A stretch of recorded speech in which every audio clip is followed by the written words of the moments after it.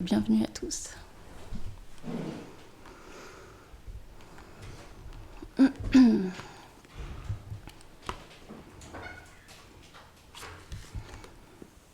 Cette fois-ci, j'ai pris mes lunettes.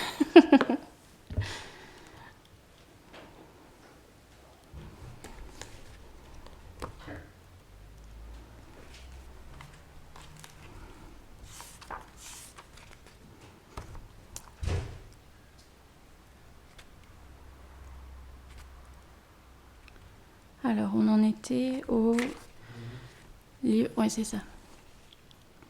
Chant 2, chapitre 2 et verset 22. Om Namo Bhagavate Vasudevaya. Om Namo Bhagavate Vasudevaya. Om Namo Bhagavate Vasudevaya. Om Namo Bhagavate Vasudevaya. Om Namo Bhagavate Vasudevaya. Om Namo Bhagavate Vasudevaya.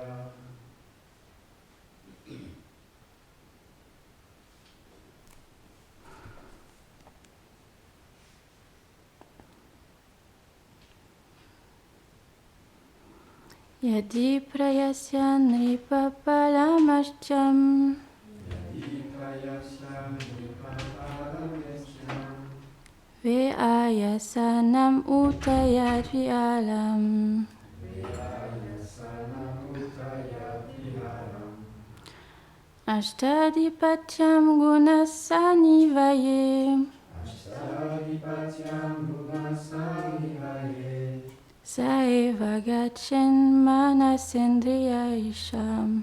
Sahela Gachem Manasendriyasha. Traduction.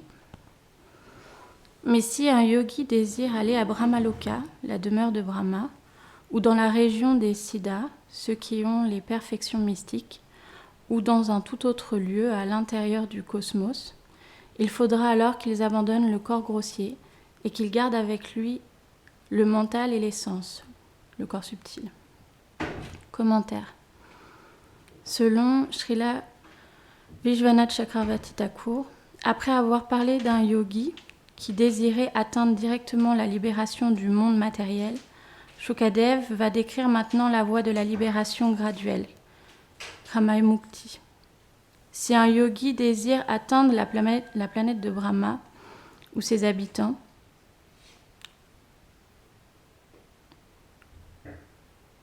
qui ont les 8 pouvoirs mystiques, il ne doit pas abandonner le corps subtil au moment de quitter son corps. Il pourra alors, avec l'aide du corps subtil, qui comprend le mental et les sens, se rendre sur ces planètes. Dans chaque univers, il existe 3 systèmes planétaires, inférieurs, intermédiaires et supérieurs. Dans les systèmes supérieurs, la jouissance matérielle est beaucoup plus grande que dans les autres. Sur ces planètes, les habitants possèdent naturellement tous les pouvoirs surnaturels qui sont Animasiddhi, se faire infiniment petit, Lagimasiddhi, plus léger que le léger, Praptisiddhi, permet d'obtenir toute chose, Mahimasiddhi, se faire infiniment lourd, Ashidvasiddhi, créer ou détruire toute chose, Vashidvasiddhi, dominer les éléments matériels, Prakamyasiddhi, combler tous les désirs, et Kamavasayitasiddhi, prendre la forme que l'on veut. Ces habitants peuvent se déplacer dans l'espace d'une planète à l'autre.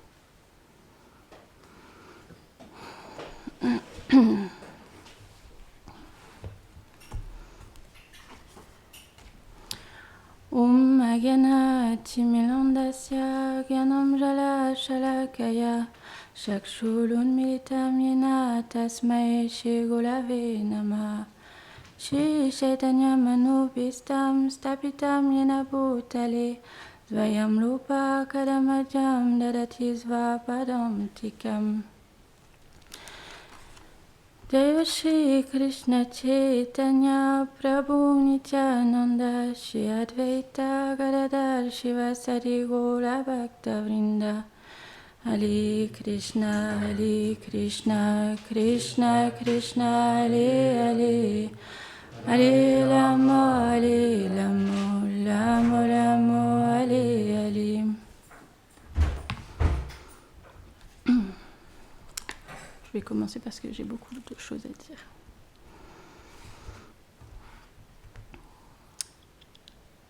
Les êtres humains, quelle race tellement intéressante, qui cultive le désir de vouloir être maître du monde, pensant réussir à combler tous les êtres. Mais sommes-nous déjà capables de combler ne serait-ce qu'une seule personne ? Bien sûr, on peut se bercer d'illusions, encore et encore, en pensant que on peut combler une personne, juste une personne. On a tellement foi en nos capacités. C'est beau quand même. On a une détermination sans faille. Bien sûr, je comble ma femme, mon mari, mes enfants, ou inversement. Vous êtes d'accord avec ça ? Il est facile de voir que on est difficile à combler, nous. C'est vrai, on peut voir ça facilement, c'est qu'on est difficile à combler. Par contre, il est beaucoup plus difficile de voir qu'on ne va pas réussir à combler quelqu'un. Pourtant, c'est facile de comprendre qu'on est limité. Même le plus petit être humain, on va penser qu'on va pouvoir le combler. Mais comment faire pour combler, parce que vous savez, la nature de l'être, elle est infinie, l'âme, elle est infinie. Comment quelque chose de fini peut combler quelque chose d'infini ? Alors bien sûr, on peut ne pas être trop exigeant et se contenter de peu et se dire qu'on est comblé et que c'est trop beau la vie. Et momentanément, on peut se contenter du fini. Mais une chose est sûre, c'est que c'est temporaire.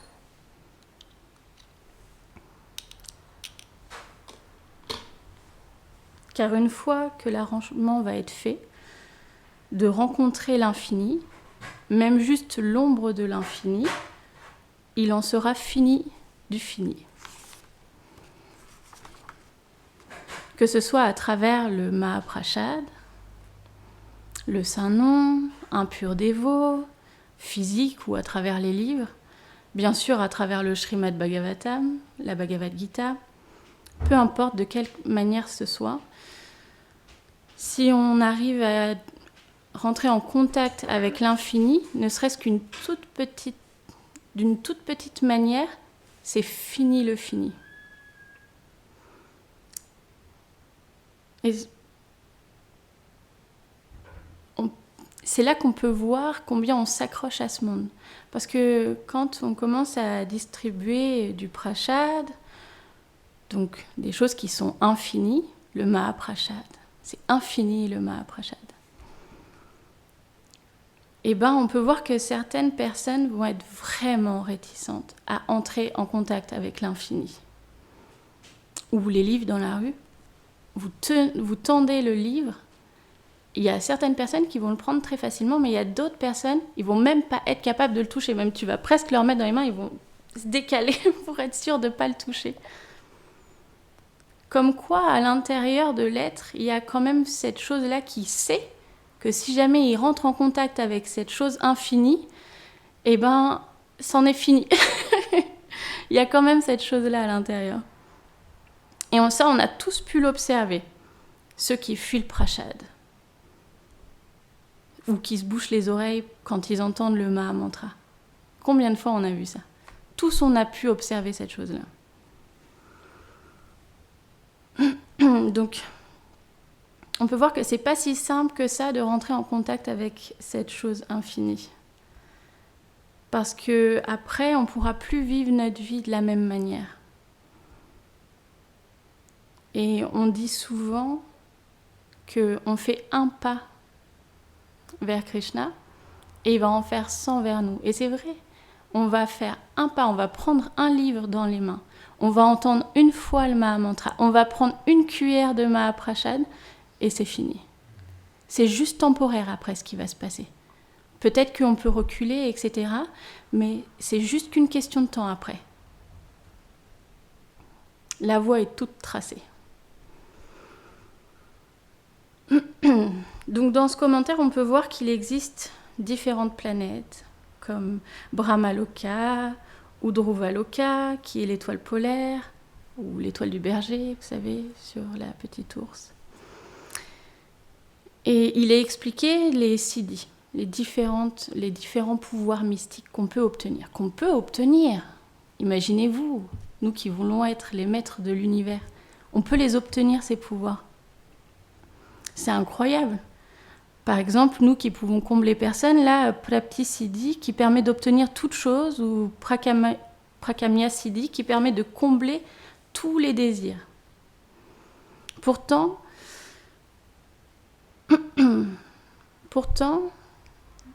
comme on voit dans le verset, il y a certains qui choisissent d'aller sur ces planètes-là et il y en a certains, ils s'en détournent. Comment c'est possible que certaines personnes s'en détournent si on vous propose tous les pouvoirs mystiques? Parce que sur les planètes comme Dhruvaloka, c'est naturel les pouvoirs mystiques. C'est pas qu'on fait un effort pour pouvoir les avoir. Hein. C'est-à-dire qu'on a les pouvoirs naturellement, on fait ce qu'on veut. Naturellement. Il n'y a pas d'exercice difficile à faire ou d'austérité à faire pour pouvoir les obtenir. Ils sont là. Ils sont acquis. Mais comment c'est possible alors que certains s'en détournent? C'est là que ça commence à être intéressant. Comment certaines personnes qui savent comment obtenir ces pouvoirs-là, ils choisissent une autre voie? Est-ce que ça attise votre curiosité ou pas? Ok. Pensez-vous que si quelqu'un peut avoir accès à tout ça, à de tels pouvoirs, qui peut se déplacer sans véhicule, il peut aller où il veut, n'importe quelle planète, trop facile, qui peut obtenir toute chose, pensez-vous que s'il s'en détourne, est-ce qu'il n'y a pas un secret dans cette chose-là? Est-ce que quelqu'un de normalement constitué ou d'intellectuellement bien constitué, il va pas se poser de la question, mais comment c'est possible qu'il s'en détourne? Prabhupada il dit que les spiritualistes d'intelligence moindre désirent se rendre sur de telles planètes. Je pense qu'il a tout dit. Donc ça veut dire qu'un véritable sage, il s'en détourne. Pourquoi les dévots, ils désirent pas ça? Rien de tout ça. Pourquoi? Comment quelqu'un, parce que les dévots, ils peuvent tout obtenir, ils savent tout. Ils connaissent Krishna, ils peuvent tout obtenir. Pourquoi ils peuvent avoir tout ça et ils veulent rien de tout ça? Parce qu'en fait, ils veulent le véritable tout. Alors la dernière fois, on a vu la merveilleuse histoire de Rukmini et de Krishna. Et donc la suite, un petit peu après, quelques chapitres après, il y a une suite qui vient parfaitement illustrer ce verset-là, je trouve. Quelque chose qui a de plus précieux que les siddhis. Alors, on a vu Narada, il a rencontré Krishna, et puis il a vu la forme merveilleuse de Chaitanya Mahaprabhu, et puis après ça, il était tellement en extase qu'il s'est mis à chanter partout les noms de Gora, et il a voulu informer tous les demi-dieux de la venue de Chaitanya Mahaprabhu. Et il chantait partout où il allait. Gora, Gora, Gora, partout où il allait. Et ainsi, il arrive dans un endroit particulier, sur le mont Kailash, où il va rencontrer Shiva. À l'entrée de la demeure, qui garde la porte, il y a Nandi, le taureau du seigneur Shiva. Et quand il voit Shiva, il tombe à ses pieds. Et puis Shiva, quand il le voit, ils commencent à parler ensemble. Et là, il voit que Narada Muni, il est spécialement brillant. Il est spécialement extatique. Et il dit, mais qu'est-ce qui t'arrive ? Pourquoi tu es comme ça ? Qu'est-ce qui se passe ? Dis-moi. C'est quoi ? Shiva, il devient très, très curieux. Et du coup, Narada Muni, il commence à expliquer le pourquoi du comment. Et il lui dit que juste avant, il a rencontré Uddhava, qui lui a parlé de la puissance du Mahaprashadam. Et que quand il lui a parlé de ça, quand il a entendu parler de la puissance du Mahaprashadam, ça a généré quelque chose à l'intérieur de Narada Muni, la séparation. Parce qu'il n'avait jamais eu accès au Mahaprashadam. Jamais. Et là, il entendait parler de ça et il s'est dit, mais moi je connais la puissance du Saint-Nom et c'est merveilleux, mais là j'entends parler de la puissance du Mahaprashadam, je veux savoir qu'est-ce que c'est. Et du coup, il a fait un plan pour pouvoir goûter le Mahaprashadam. Il a essayé de trouver comment pouvoir obtenir la miséricorde d'obtenir le Mahaprashad. Et il s'est rendu à Vaikunta. Et il s'est mis au service de Lakshmi. Bah oui. Comment faire pour avoir du Mahaprashadam directement à la source ? Et il s'est mis à servir Lakshmi Devi, qui s'est sentie tellement endettée envers lui qu'elle a fini par lui dire comme ça, sans savoir ce qu'elle faisait, je t'offre une bénédiction, demande-moi ce que tu veux. Et Narada Muni, il s'est mis à genoux, les mains jointes devant elle, et il lui a révélé tout son cœur. Et il lui a dit, voilà, je veux une poignée de Mahaprashad. Mais pas si simple que ça. Parce que Lakshmi, elle lui a expliqué que, en fait, elle avait reçu l'ordre de son mari, du seigneur Narayan, qu'il était interdit pour elle de distribuer ses restes. À qui que ce soit, personne. Donc comment elle allait pouvoir enfreindre cet ordre et en même temps respecter sa parole ?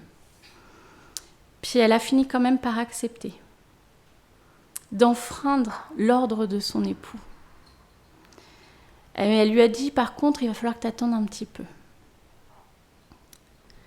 Parce qu'il va falloir qu'elle mette elle aussi un plan en marche pour pouvoir obtenir du Mahaprashad.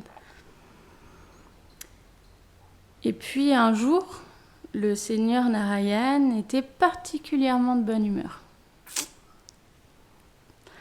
Il était très enjoué et il était vraiment bien disposé. Elle s'est dit, c'est maintenant ou jamais. Et là, tout timidement, elle lui a demandé d'une manière très soumise, elle lui a expliqué en fait qu'elle avait un problème. Et elle lui a dit, je m'en remets à toi parce que je suis bloquée.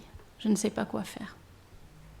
Et elle lui demandait de le sauver de cette situation-là. Ah oui, c'est terrible, la situation dans laquelle elle était. Parce qu'il fallait qu'elle respecte sa parole, mais en même temps, ça voulait dire trahir son propre époux. C'était terrible. Donc elle lui explique la situation. Tu sais, Narada Muni m'a servi pendant 12 années. 12 années. 12 années pour pouvoir obtenir une poignée de Mahaprashad.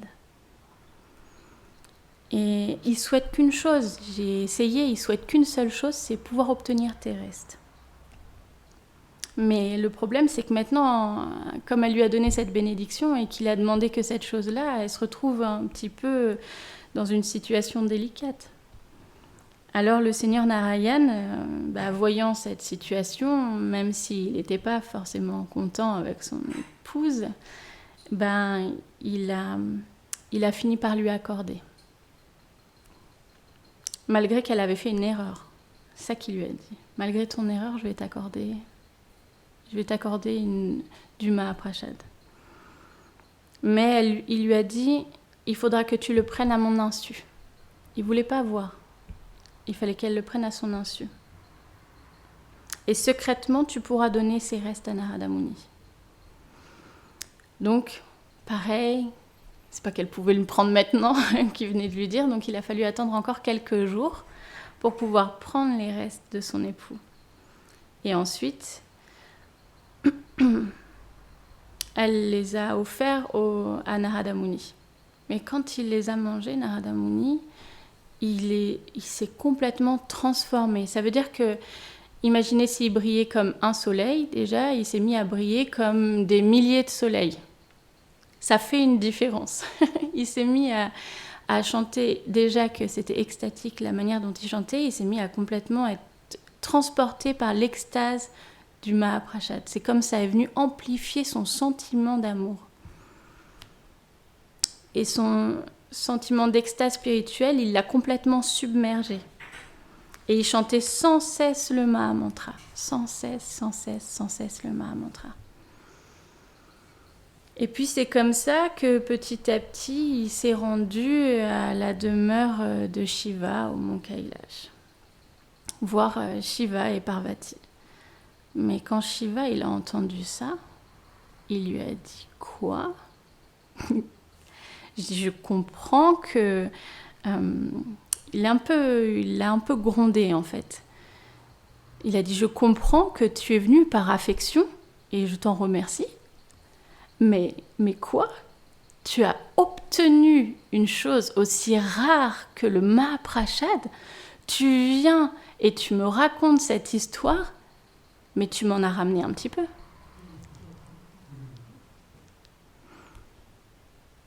Un trésor si rare, tu m'en as ramené un petit peu, puisque tu viens me voir et que tu me parles de ça. Et là, un peu honteux, Narada Muni, il baisse la tête et il se rappelle qu'il lui en reste un petit peu.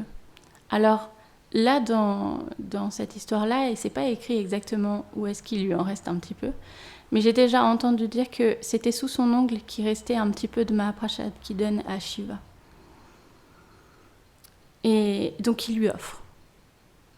Et Shiva, il prend le Mahaprasad, il le goûte, et là, la danse de Shiva commence. Sauf que la danse de Shiva, c'est pas une danse ordinaire. Et tous les jours, il danse Shiva, plongé dans l'extase pleine du Seigneur, plongé complètement dans sa méditation. Il est complètement absorbé. Chaque jour, c'est comme ça. Mais là, il s'est mis à briller comme des millions de soleils, plus attirants que des millions de cupidons. Et le mont Kailash, il a commencé à aller d'avant en arrière. Et la terre, elle a commencé à s'enfoncer dans l'univers. Et là, Bhumi, quand elle a vu ça, elle s'est dit « Mais qu'est-ce qui se passe ?» Et elle est allée voir Parvati. Elle est allée voir Parvati, Bhumi personnifiée, elle est allée la voir. Elle lui a dit « S'il te plaît, va voir Shiva, qu'est-ce qui se passe ? Il va nous enfoncer dans l'univers. » Donc il fallait qu'elle sauve la situation. Imaginez-vous. Et Shiva, il était juste en extase complète. Et Parvati, elle est arrivée devant Shiva et elle lui a parlé avec des mots très durs pour le faire sortir de sa méditation. Parce que sans ça, tout allait être détruit. Et au début, il s'est fâché parce qu'il a dit « Comment t'as osé briser ma méditation ?» Et il lui a dit « Tu te rends pas compte, c'est terrible ce que tu fais. » Et elle lui a expliqué. Elle lui a dit « Mais regarde, t'étais en train d'enfoncer Bhumi au fin fond de l'univers. » Et elle lui a dit, et quand elle lui a expliqué la situation, il s'est apaisé. Quand même, il s'est apaisé. Et elle lui dit « Mais je comprends pas, qu'est-ce qui t'arrive ?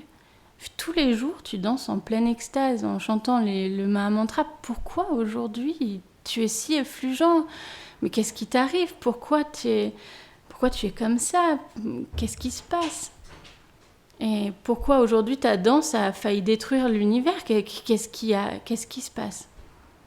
Et là, il commence à lui raconter cette histoire. Vous savez la suite, hein ? Il commence à lui raconter cette histoire incroyable. Et elle lui dit, quoi ? Moi qui trouvais que tu avais tellement d'affection pour moi, que tu prenais tellement attentionné, que tu étais si miséricordieux avec moi, que tu prenais tellement bien soin de moi. C'est vrai, un mari et une femme, c'est comme une seule et même personne. Elle lui argumente comme ça. C'est vrai, c'est comme une seule et même personne, mais aujourd'hui, tu as montré ton faux amour. Ton faux amour a été révélé au grand jour. Parce qu'après avoir reçu une chose aussi rare que le Mahaprasad, tu l'as mangé tout seul, sans même m'en donner un tout petit peu. Et Shiva, il lui a répondu, tout se sentant coupable, mais il lui a répondu quelque chose de particulier. Il lui a dit qu'elle n'avait pas le droit d'en recevoir, pas le droit de recevoir une telle richesse spirituelle. Et là, elle s'est encore plus fâchée avec lui. Elle lui a dit « Quoi ?» Elle lui a argumenté, elle lui a dit « L'un de mes noms est Vaishnavi. Et j'ai aussi de la dévotion pour le Seigneur Vishnu. » Alors elle a commencé à faire quelque chose d'incroyable. Elle a commencé à faire un vœu solennel devant Shiva et devant le Seigneur. Elle a dit, si le Seigneur m'accorde sa compassion, je veillerai à ce que le Mahaprasad soit distribué à tout le monde dans tout l'univers, même aux chiens et aux chacals. Et là, le Seigneur de Vaikunta, il est arrivé au mont Kailash, devant Shiva, Parvati et Narada Muni. Et il a expliqué qu'il allait faire tenir la promesse de Parvati. Et ainsi, grâce à ça, il a montré devant tout le monde la dévotion que Parvati, elle avait pour le Seigneur. Parce que Shiva, il avait remis ça en doute, quand même. Et il a montré devant tous la dévotion qu'elle avait, parce que directement, elle a fait ce vœu solennel, directement, le Seigneur, il est arrivé. Et il lui a donné cette bénédiction-là.